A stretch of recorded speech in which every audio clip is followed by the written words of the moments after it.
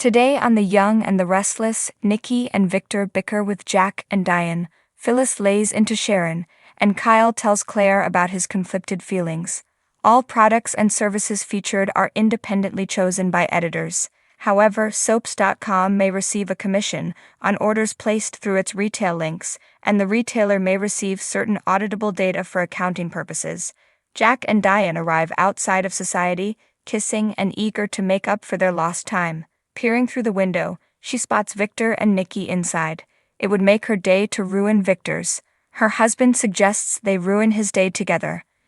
Nikki and Victor are sitting at a table inside. She's surprised to see Jack walk in with Diane on his arm. No sooner has Victor wiped his mouth than the Abbotts have swanned over to start the taunting. Nikki hopes that she's not witnessing a reconciliation. Jack confirms she is, and it's all because of Kyle. They talk about how the mustache used Kyle to hurt his parents, and Victor shoots back that if he wanted to hurt them, they wouldn't see it coming. He smirks as Diane calls him a backstabber. He assumes she must be upset about the Glissade deal. She says it was no deal. It was a scam, and he sold off the assets, leaving her an empty shell. I thought it was only fitting to give the empty shell of a company to the empty shell of a person, he says. They ask if he set their son up to fail. Victor says that's what his parents did to him. He claims he's many steps ahead of them. They bicker about the Abbott family being in turmoil, and the Newman says that failing seems to be a genetic trait. Jack claims his son will do great things now that he's away from Victor. The Newman suggests that Jack held his son down and crippled him. Jack and Diane cross the room and get a table. He assures his wife that Kyle will forgive them. The important thing is that they rescued him from Victor. Diane manages to smile as they realize that only a week ago they never would have imagined spending Thanksgiving with their son. Jack thinks that this whole mess could be behind them by Christmas. Back across the room, Nikki cringes at how cozy Jack and Diane seem. Victor doesn't care about this, but she hates Jack being stuck with that woman. On her way out, Nikki stalks over to Jack and Diane for a moment to complain that she thought he'd come to his senses. After she's gone, Jack says Nikki doesn't like to be fooled, and their performance did that. As much as Diane enjoys getting one over of Nikki, she worries that they may have lost their son in their fight to keep him away from Victor. Once again, Jack assures her they will not lose their son. She gives a skeptical snort. He gets a text and explains that when he heard that Victor was selling off Glissade's assets, he bought it all up at pennies on the dollar. That means that Glissade is whole again. She thinks he's brilliant. Jack wasn't about to let Victor have the last laugh. They kiss. Kyle sits on a bench in the park and morosely recalls his fight with his parents over how they deceived him.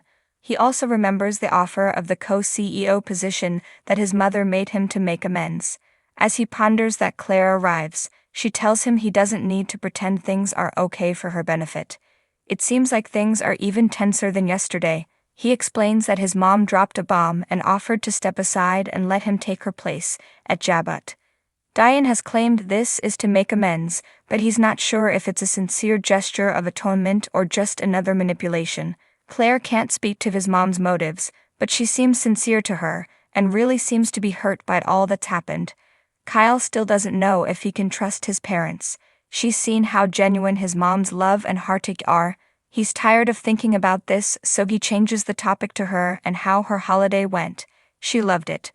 The family holiday stuff is new to her. He says she deserves to be surrounded by love and family. They kiss. Nikki and Victor drop by the Chancellor offices, where Esther is happy to greet them, even if she doesn't know what the company is called at this point. The new bosses assure her it will always be Chancellor. Esther is sure that Mrs. C would approve and would love having Nikki in charge.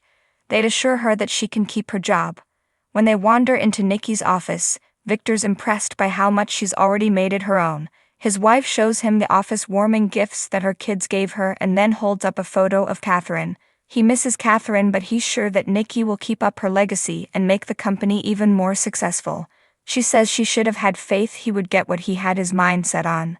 Chuckling, Victor has her sit behind the desk so he can take some photos to send to the family, so they know that she is finally the CEO of one of the biggest companies.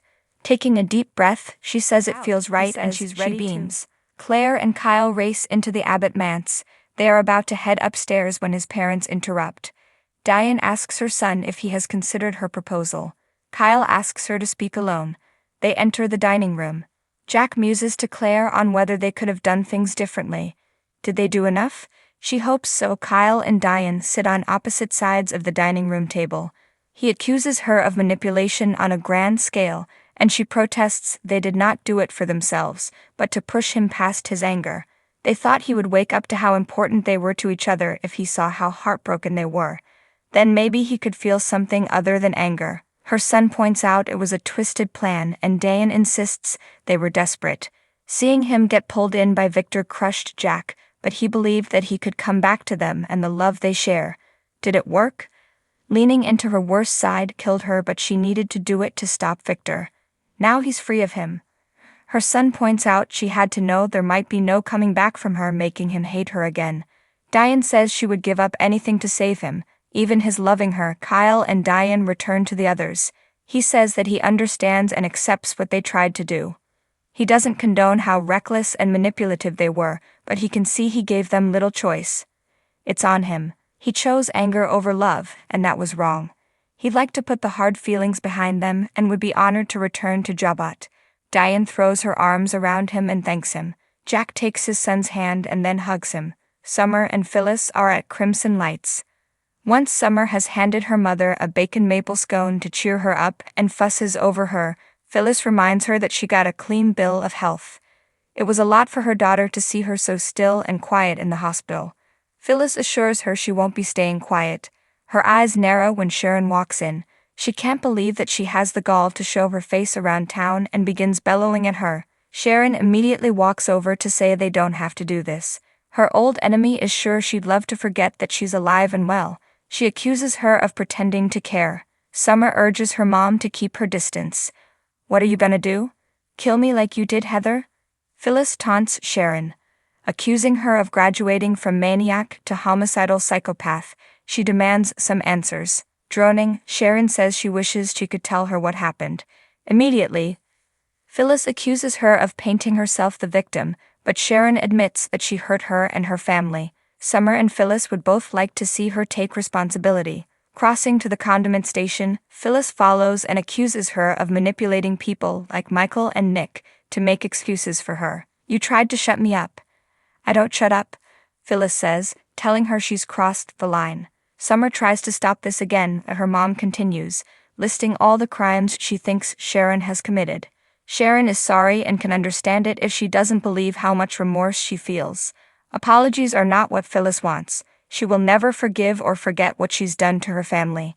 If Michael gets her off, she will seek her out and get justice, showing no mercy. When Sharon stays silent, Phyllis wonders why. She explains she has no defense. All she can do is try to show remorse. Who is this performance for? Phyllis asks. Once again, Summer tries to calm her mom down, but this only makes things worse. Phyllis has been going on for months about how Sharon was guilty. Getting in her face, Phyllis tells Sharon that she is going down. No matter what she does, she won't get away with it. You're absolutely right, Sharon agrees, adding that she is ready to take full responsibility for all her crimes. She wants to do all she can to help the healing. If what she did was indefensible, Phyllis suggests that she fire Michael, plead guilty, and serve the full sentence. Then no one will have to experience the pain that just being in her presence brings. That's enough, blurts Michael as he interrupts. Phyllis tells him he's lost a client because Sharon is pleading guilty. The lawyer explains she will need someone to represent her in court regardless. His old friend is disappointed in him and will never forgive him for his betrayal. Declaring that she's repulsed, Phyllis is about to leave with her daughter when she stops to speculate on Sharon's motives. She says that there has been enmity between them since the night Cassie died. Her guess is that the things she's done have been an attempt to get over her pain and grief. Sharon admits that is part of it. Phyllis is surprised that she didn't think she would fight just as hard to get justice for her kids. Michael and Sharon sit on the patio. She tells him that Phyllis has every right to be upset. She's broken so many laws she doesn't feel like she has the right to.